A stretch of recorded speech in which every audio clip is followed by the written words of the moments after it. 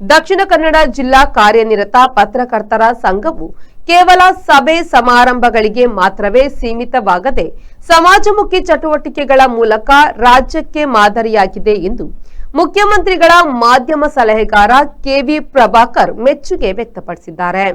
Mangaluru press ಕ್ಲಬ್ಗೆ ಭೇಟಿ ನೀಡಿದ ಸಂದರ್ಭ ದಕ್ಷಿಣ ಕನ್ನಡ ಜಿಲ್ಲಾ ಕಾರ್ಯನಿರತ ಪತ್ರಕರ್ತರ ಸಂಘದ ಗೌರವ ಸ್ವೀಕರಿಸಿ ಅವರು ಮಾತನಾಡಿದರು.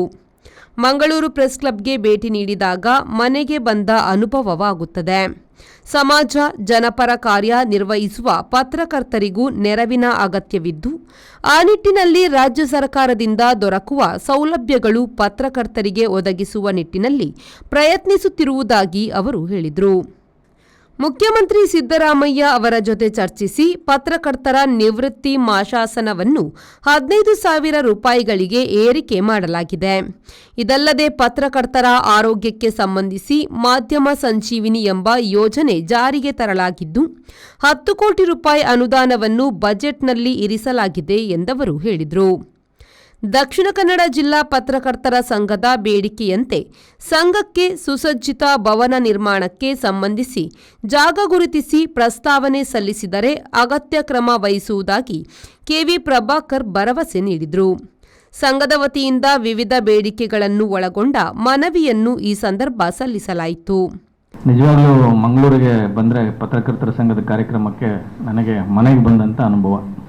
ಯಾಕೆ ಅಂತಂದರೆ ಇಲ್ಲಿರೋರು ಅನೇಕ ಮಂದಿ ಜೊತೆ ನಾನು ಕೆಲಸ ಮಾಡಿದ್ದೇನೆ. ನಮ್ಮ ಯಶೋಧರ್ ಇರ್ಬೋದು, ಜಿತೇಂದ್ರ ಇರ್ಬೋದು, ಎಲ್ಲರ ಜೊತೆನೂ ಕೆಲಸ ಮಾಡಿದ್ದೇನೆ.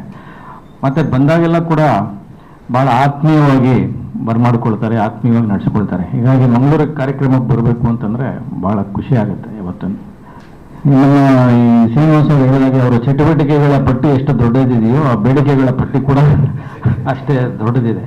ಆದರೆ ಇದರಲ್ಲಿ ಏನಂತ ದುಬಾರಿಯಾದಂಥ ಬೇಡಿಕೆ ಅನ್ನಲ್ಲ, ಅಥವಾ ಸರ್ಕಾರ ನಿರಾಕರಿಸುವಂಥ ಬೇಡಿಕೆಗಳು ಯಾವುದೂ ಇದರಲ್ಲಿಲ್ಲ. ಮತ್ತು ಯಾರು ಕೂಡ ಇಲ್ಲಿ ಸ್ವಂತಕ್ಕೆ ಯಾರು ಬೇಡಿಕೆ ಇಟ್ಟಿಲ್ಲ. ಈಗ ಪತ್ರಕರ್ತರು ಹೆಂಗೆ ಅಂತಂದರೆ ಒಂಥರ ಮನೆಗೆ ಮಾರಿ ಊರಿಗೆ ಉಪಕಾರಿ ಅಂತ ಇದ್ದಂಗೆ. ಈಗ ನಮ್ಮ ಮನೆ ಅಕ್ಕಪಕ್ಕ ಇರ್ಬೋದು, ನಮ್ಮೂರಲ್ಲಿ ಏನಾದರೂ ಒಂದು ಸಮಸ್ಯೆ ಇದ್ದರೆ, ಇನ್ನೇನಾದರೂ ಇದ್ದರೆ ನಾವು ಮುಂದೆ ಹೋಗ್ತೀವಿ. ಅಂದರೆ ನಾವು ಸರಿ ಮಾಡಿಬಿಡ್ತೀವಿ ಅಂತಲ್ಲ, ಆ ಸಮಸ್ಯೆಗಳನ್ನು ಸರ್ಕಾರಕ್ಕೆ ಗಮನಕ್ಕೆ ತಂದು ಅದನ್ನು ಬಗೆಹರಿಸುವ ನಿಟ್ಟಿನಲ್ಲಿ ಪತ್ರಕರ್ತರು ಪ್ರಾಮಾಣಿಕವಾದಂಥ ಪ್ರಯತ್ನವನ್ನು ಮಾಡ್ತಾರೆ. ಈಗಾಗಲೇ ಬೇಡಿಕೆಗಳ ಬಗ್ಗೆ ಹೇಳಿದ್ದಾರೆ. ಈಗ ನಾನು 2013ರಲ್ಲಿ ನಾನು ಮುಖ್ಯಮಂತ್ರಿ ಸಿದ್ದರಾಮಯ್ಯ ಅವರ ಮಾಧ್ಯಮ ಸಂಯೋಜಕನಾಗಿ ಬಂದೆ. ಆ ಸಂದರ್ಭದಲ್ಲಿ ನಿವೃತ್ತ ಪತ್ರಕರ್ತರಿಗೆ ಇದ್ದಂಥ ಪೆನ್ಷನ್ ಎಷ್ಟಪ್ಪ ಅಂತಂದರೆ 3,000 ರೂಪಾಯಿ. ಆ 3,000 ರೂಪಾಯಿನಲ್ಲಿ ನಿವೃತ್ತ ಪತ್ರಕರ್ತರು ಯಾವ ರೀತಿ ಕೆಲಸ ಮಾಡೋಕ್ಕಾಗುತ್ತೆ? ಪತ್ರಕರ್ತರು ಅಂದರೆ ಅವ್ರಿಗೇನು ಕೋಟ್ಯಾಂತರ ರೂಪಾಯಿ ಆಸ್ತಿ ಇರಲ್ಲ, ಕೋಟ್ಯಾಂತರ ರೂಪಾಯಿ ವಾಹನಗಳು ಯಾವುದೂ ಇರೋದಿಲ್ಲ. ಆ 3,000 ರೂಪಾಯಿನಲ್ಲಿ ಯಾವ ರೀತಿ ಅವರು ಜೀವನ ಮಾಡೋಕ್ಕೆ? ಒಬ್ಬ ಹಿರಿಯ ಪತ್ರಕರ್ತರು ಬಂದರು, ಸರ್ ಈ ತಿಂಗಳು ಪೆನ್ಷನ್ ಬಂದಿಲ್ಲ ನನಗೆ ಅಂತ. ನಾನು ಕೇಳಿದೆ, ಎಷ್ಟು ಬರುತ್ತೆ ಪೆನ್ಷನ್ ನಿಮಗೆ ಅಂತಂದರೆ, 3,000 ರೂಪಾಯಿ ಬರುತ್ತೆ ಸರ್ ಅಂತಂದ್ರೆ. ಏನು ಮಾಡ್ತೀರಿ 3,000 ರೂಪಾಯಿನಲ್ಲಿ ನೀವು ಅಂತ ಕೇಳಿದೆ. ಏನಿಲ್ಲ ಸರ್, ಮದ್ದು ಮಾತ್ರೆಗೆ ಆಗ್ತದೆ, 2 ತಿಂಗಳಿಂದ ಪೆನ್ಷನ್ ಬಂದಿಲ್ಲ, ಮಾತ್ರೆ ತಗೊಳ್ಳೋಕ್ಕೂ ಕೂಡ ನನ್ನ ಹತ್ರ ದುಡ್ಡಿಲ್ಲ ಸರ್ ಅಂತಂದು. ನನಗೆ ಒಂಥರ ಕಣ್ಣೀರು ಬಂದಂಗೆ ಆಗುತ್ತೆ. ನಾನು ತಕ್ಷಣ ಮುಖ್ಯಮಂತ್ರಿಗಳ ಸಿದ್ದರಾಮಯ್ಯ ಅವರ ಜೊತೆ ಮಾತಾಡಿದೆ. ಸರ್, ಪತ್ರಕರ್ತರಿಗೆ 3,000 ರೂಪಾಯಿ ಪೆನ್ಷನ್ ಇದೆ ಅಂತ. ಹೌದಾ, ಯಾಕೆ ಅಷ್ಟೊಂದು ಕಡಿಮೆ ಕೊಡ್ತಾ ಇದ್ದಾರೆ, ಯಾರು ಹೇಳಲೇ ಇಲ್ವಲ್ಲ ಅಂತ. ಸರ್, ಪತ್ರಕರ್ತರಿಗೆ ಸ್ವಾಭಿಮಾನ ಜಾಸ್ತಿ, ಅವ್ರು ಇವತ್ತು ಬಂದು ಪೆನ್ಷನ್ ಕೊಡಿ, ಸವಲತ್ತು ಕೊಡಿ ಅಂತ ಕೇಳ್ಕೊಳ್ಳಲ್ಲ, ಏನಾದರೂ ಮಾಡಿ ಜಾಸ್ತಿ ಮಾಡ್ಬೇಕು ಸರ್ ಅಂತ. ಇನ್ಮೇಲೆ ಅವರು ಬಜೆಟಲ್ಲಿ ಅದನ್ನು 6,000 ರೂಪಾಯಿ ಜಾಸ್ತಿ ಮಾಡಿದ್ರು. ಈಗ 2013ರಿಂದ ಈಗ ಮೊನ್ನೆ ಲಾಸ್ಟ್ ಈಗ ಕಳೆದ ವಾರ ಮಂಡಿಸಿದ ಬಜೆಟ್ನಲ್ಲಿ ಅವರ ಪೆನ್ಷನ್ ಜಾಸ್ತಿ ಆಗಿದೆ. 15,000 ರೂಪಾಯಿವರೆಗೂ ಅವ್ರ ಪೆನ್ಷನ್ ಬಂದಿದೆ. ಪತ್ರಕರ್ತರ ಪೆನ್ಷನ್ ಅಂತಂದರೆ ಈಗ 15,000 ರೂಪಾಯಿಗಳಿಗೆ ಏರಿಕೆ ಆಗಿದೆ. ಅದು ಕಂಡೀಷನ್ಸ್ ಇದ್ದಾವೆ. ಅವರು 20 ವರ್ಷ ಕೆಲಸ ಮಾಡಿರಬೇಕು, ಅದೆಲ್ಲ ಇದೆ, ಗ್ರ್ಯಾಚ್ಯುಟಿ ಅದೆಲ್ಲ ಇದೆ, ನಿಬಂಧನೆಗಳನ್ನ ಕಳಿಸ್ಕೊಡ್ತೀನಿ ನೋಡಿ ಎಲ್ಲರೂ. ಈಗ ಅದನ್ನು ಪೆನ್ಷನ್ನು ನೀವು 15,000 ರೂಪಾಯಿ ಮಾಡಿದ್ರು ಕೂಡ ನೀವು ನಂಬೋದಿಲ್ಲ ಎಷ್ಟು ಜನಕ್ಕೆ ಪೆನ್ಷನ್ ಬರ್ತಾ ಇದೆ ಅಂತಂದರೆ ಬರೀ 249 ಜನಕ್ಕೆ. ಯಾಕೆ ಅಂತಂದರೆ ಆ ಕಂಡೀಷನ್ಸ್ ಆ ಥರ ಹಾಕಿಟ್ಟಿದ್ದಾರೆ. ಅದು ದುಡ್ಡಿದೆ, ಯಾರು ತಗೋಬಾರ್ದು ಆ ಥರ. ಯಾಕೆಂತಂದರೆ ಸರ್ಕಾರ ಸೌಲಭ್ಯ ಕೊಟ್ಟಮೇಲೆ ಅದು ಎಲ್ರಿಗೂ ತಲುಪಬೇಕು. ನೀವು ಮೇಕೆ ಮುಂದೆ ಸೊಪ್ಪು ಕಟ್ಬಿಟ್ಟು ಅದು ತಿನ್ನಲು ಬಾರದು ಏನು ಬಾರದು ಹೋಗ್ತಾ ಇರಬೇಕು ಅಂತಂದರೆ ಅದಾಗಲ್ಲ. ಯಾಕೆಂದರೆ ಸೌಲಭ್ಯ ಎಲ್ರಿಗೂ ಸಿಗಬೇಕು. ಅದೇನು 15,000 ರೂಪಾಯಿ ಏನು ದೊಡ್ಡ ವಿಚಾರ ಏನಲ್ಲ, ಬಟ್ ನೋಡೋರಿಗೆ ಕಡಿಮೆ ಇರ್ಬೋದು, ಬಟ್ ಯಾರಿಗೂ ಅದು ಅಗತ್ಯ ಇರುತ್ತೆ. ತುಂಬ ಸಂಕಷ್ಟದಲ್ಲಿರೋರಿಗೆ ಅದರಿಂದ ಒಂದು ಆಸ್ಪತ್ರೆಗೆ ಹೋಗ್ಬೋದು ಅಥವಾ ಔಷಧಿ ಮಾತ್ರೆ ತಗೋಬೋದು, ಅವ್ರಿಗೆ ತುಂಬ ಅನುಕೂಲ ಆಗುತ್ತೆ ಅಂತೇಳಿ ಅದು ಮಾಡಿದ್ವಿ. ಆ ಸೌಲಭ್ಯವನ್ನು ಕೂಡ ಎಲ್ರಿಗೂ ನಾವು ವಿಸ್ತರಣೆ ಮಾಡ್ತೀವಿ. ಏನಂತಂದರೆ ಸರ್ಕಾರ ಯಾವುದೇ ಯೋಜನೆ ಜಾರಿಗೆ ತಂದರೆ ಅದು ಅರ್ಹರಿಗೆ ತಲುಪಬೇಕು. ದಕ್ಷಿಣ ಕನ್ನಡ ಜಿಲ್ಲಾ ಕಾರ್ಯನಿರತ ಪತ್ರಕರ್ತರ ಸಂಘದ ಅಧ್ಯಕ್ಷ ಶ್ರೀನಿವಾಸ ನಾಯಕ್ ಇಂದಾಜೆ ಪ್ರಾಸ್ತಾವಿಕವಾಗಿ ಮಾತನಾಡಿದರು.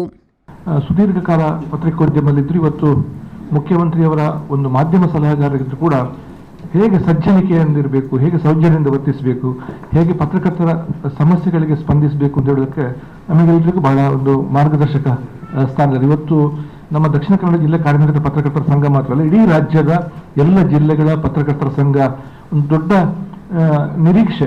ನಮ್ಮ ನೆರೆ ಶ್ರೀನಿವಾಸ ಉಲ್ಲೇಖ ಮಾಡಿ, ಇವತ್ತು ಮಹಾರಾಷ್ಟ್ರದ ಪತ್ರಕರ್ತರ ಕನ್ನಡ ಪತ್ರಕರ್ತರು ಇರ್ಬೋದು, ಕಾಸರಗೋಡಿನ ಕನ್ನಡ ಪತ್ರಕರ್ತರು ಇರ್ಬೋದು, ಕೆ ವಿ ಪ್ರಭಾಕರ್ ಸರ್ ಬಂದ ಮೇಲೆ ಒಂದು ಹೊಸ ಉತ್ಸಾಹ ಹೊಡ್ಕೊಂಡಿದೆ. ನಮ್ಮ ಇವತ್ತು ಗ್ರಾಮೀಣ ಪತ್ರಕರ್ತರ ಬಸ್ ಪಾಸ್ಗಳಿರ್ಬೋದು, ತುಂಬ ಸುದೀರ್ಘ ಕಾಲ ಪತ್ರಕರ್ತರು ಏನು ಸಮಸ್ಯೆಗಳು ಎದುರಿಸ್ತಾ ಇದ್ರು ಪರಿಹಾರ ಆಗಿದೆ ಅಂತಲ್ಲ, ಬಟ್ ಆ ನಿಟ್ಟಿನಲ್ಲಿ ಒಂದು ಕೆಲಸ ಮಾಡುವ ಯೋಚನೆ ಮಾಡುವಂತ ಒಬ್ಬರು ಮಾಧ್ಯಮ ಸಲಹೆಗಾರರು ದೊರಕಿದ್ದಾರೆ, ನಾವು ಅಂದ್ಕೊಂಡಿದ್ದೇವೆ.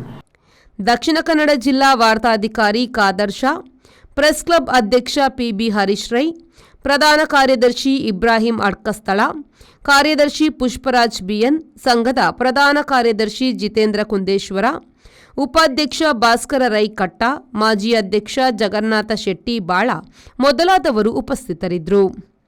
ಶರತ್ ಸಾಲ್ಯನ್, ವಿ4 ನ್ಯೂಸ್, ಮಂಗಳೂರು.